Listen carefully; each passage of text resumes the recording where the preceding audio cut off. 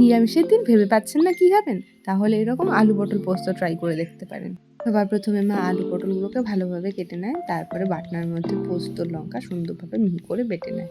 তারপরে একটা কড়াই গরম করে কড়াইয়ের মধ্যে তেল দিয়ে ছেড়ে দেয় পটলগুলোকে। এরপর একটু স্বাদ মতো লবণ আর পরিমাণ মতো হলুদ দিয়ে সেটাকে সুন্দরভাবে ভেজে নেয়। পটলগুলো সুন্দরভাবে ভাজা হয়ে গেলেই মা সেগুলোকে একটা পাত্রের মধ্যে সুন্দর নামিয়ে নেয়।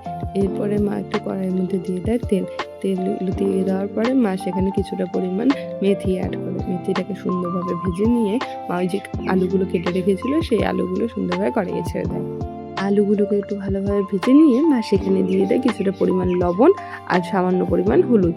জিনিসটাকে সুন্দরভাবে নেড়ে ঘেটে নিয়ে মা সেখানে দিয়ে দেয় জলে আস্তে আস্তে পাকা আলুগুলোকে সেগুলোকে সুন্দরভাবে সিদ্ধ হতে দেবে। যাই হোক, জলটা দিয়ে দেওয়ার পরে সেটাকে মা ভালোভাবে নাড়িয়ে ঘেটিয়ে নেওয়ার পরে সেখানে মা দিয়ে দেয় ওই ভেজে রাখা পটলগুলোকে। আজকে যে রেসিপিটা শেয়ার করছি সেটা কিন্তু জানাবে যে কীরকম লাগলো তোমাদের ভিডিওটা। অনেক কষ্ট করে এই গরমের মধ্যে ভিডিওগুলো বানানো হয় তোমাদের জন্যই কিন্তু।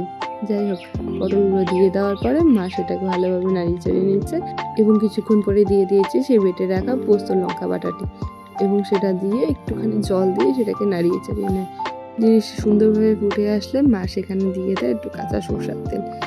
বাঙালি রান্না কি সর্ষের তেল ছাড়া জমে? তার জন্য সেখানে সর্ষের তেল দিয়ে দিয়েছে। যাই হোক, এরপরে সময় হলে জিনিসটাকে একটা পাত্রের মধ্যে সুন্দরভাবে নামিয়ে নিয়ে তৈরি হয়ে যায় আমাদের বাঙালি প্রিয় আলু পটল পোস্ত। Like, comment, share and subscribe.